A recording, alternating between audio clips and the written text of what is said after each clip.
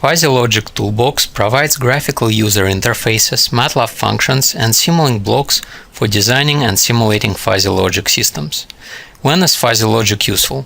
It is useful when you are developing system models and nonlinear controllers when precise definitions and boundaries do not exist or are too rigid. Let's consider an example. In this simple demo, we will build a fuzzy logic system to solve the tipping problem shown here, which is to determine the appropriate tip percentage for a waiter in a restaurant based on quality of service and quality of food. In the United States, the average tip is 15%, but can vary depending on the quality of food and service. So what we want here is to create a mapping between two inputs, quality of food and quality of service, and the output, tip amount. We would like to create a mapping somewhat similar to what is shown here. Tip should be generous when food and service are great, and should be low when they are bad, with somewhat flat area in the middle at about 15%, which is the average tip percentage. First, let's see how we would solve that problem with non-fuzzy approach, if we didn't use Fuzzy Logic Toolbox. So what we see here is Matlab code that we would have to write. It creates this piecewise linear surface that we saw in the previous slide, and this code is parameterized so that we can easily change our definitions of good and bad, food and service, and cheap and generous tip in numerical terms. We see that the code is difficult to understand and probably difficult to modify and maintain. It is made somewhat easier to understand by comments. What if you could use the rules described in these comments for directly designing the logic? This is where Fuzzy Logic and Fuzzy Logic Toolbox come in. So these are the three simple rules that we have, and the Fuzzy Logic is a good solution here because it's easy to formulate the answer using simple linguistic rules as shown here, and trying to code this in Matlab without using Fuzzy Logic Toolbox is difficult. Code is hard to understand and difficult to maintain and change. So in this demo, we will design and simulate this fuzzy logic system from scratch, and in the process we will see the various important capabilities of Fuzzy Logic Toolbox. We will go through 4 basic steps of building and simulating a fuzzy logic system. First, define inputs and outputs. Second, create membership functions. Third, create rules. And fourth and final, simulate the resulting fuzzy logic system. All of the steps can be accomplished by using Fuzzy Logic command line functions. However, it is often more convenient to use graphical user interfaces, and that is what we will do here. So let's now switch to Matlab, and we will start Fuzzy Logic Toolbox by typing fuzzy at Matlab command line. This starts the first of the 5 graphical user interfaces that we will see in this demo. FIS editor, which stands for Fuzzy Inference System. The FIS editor handles the high-level issues for the system, such as number of input and output variables and variable names. Fuzzy Logic Toolbox doesn't limit the number of inputs or outputs allowed.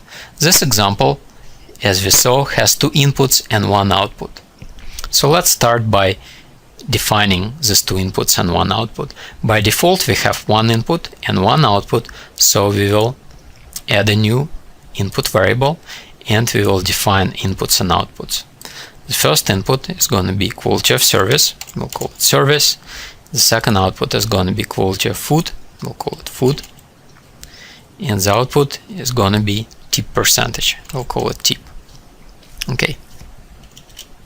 The system diagram shows the name of the system and the type of inference used. We see that the system is untitled right now, so let's save it. For that we go into File menu and Export to File. And we will save it into a file tipper demo. So now we see the name of our system. In this area we see pop-up menus which are used to adjust fuzzy inference functions, such as AND method, OR method, and defuzzification method. We will leave all this at their default values. The status line here describes the most recent operation. Now, when we did the first step, defined inputs and outputs, we are ready to move to the second step, which is to define membership functions. And to do that, we can just click on one of our variables. So now we see the second graphical user interface of Fuzzy Logic Toolbox. It's called Membership Function Editor.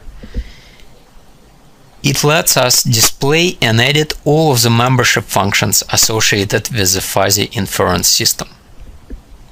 This is the variable palette area. We can click on a variable here to make it current and edit its membership functions. The graph field displays all the membership functions of the current variable. We can click on a line to select it and to change any of its attributes. Let's define membership functions for our three variables: service, food, and tip. Let's start with service, and instead of modifying the existing membership functions, we'll remove them and add the new ones. In this window, we can choose the type of membership function. There are 11 default types in Fuzzy Logic Toolbox, plus you can define your own custom types. And for this variable, we will use Gaussian membership functions. And we will have 3 of them. So now we see them, and let's define them. First, the value of our service quality will change from 0 to 10, so we will change the range. And now we'll click on the first membership function and define it. We will call it poor, and we'll type in the parameters, standard deviation and the mean value. Now we will click on the second membership function. We'll call this one good, and again we can define its values, parameters graphically, like I did here, or just type them in this window. And so for the third one, we'll define this membership function. We'll call it excellent, and define its parameters. So now we are done with membership functions for our first variable, service. Let's do the same for the food variable. So I could just change this membership functions, but instead I will remove all of them and add the new ones. Here I will use trapezoidal membership functions, and I will use 2 of them. Now I'm gonna change the range. Again, this value changes from 0 to 10, and define membership functions. The first one I will call rancid, and I will define the 4 values describing the shape of this curve. The second one will be called delicious, and the parameters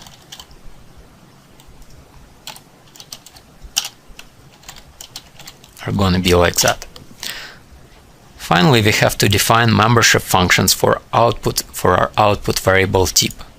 So again, we'll remove the existing ones, and we'll add 3 new membership functions, and we're going to use triangular membership functions.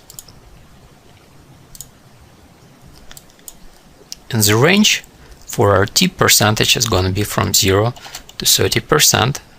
So we'll define the range, and now we'll define our membership functions. The first one is going to be cheap, and these are the values. The second one is going to be average with the corresponding values. Finally, the last one is going to be generous.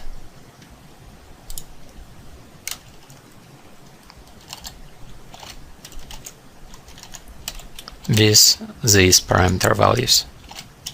So now we defined our membership functions for all three variables, and this was our step 2. And now we are ready to move to step 3, which is to define rules.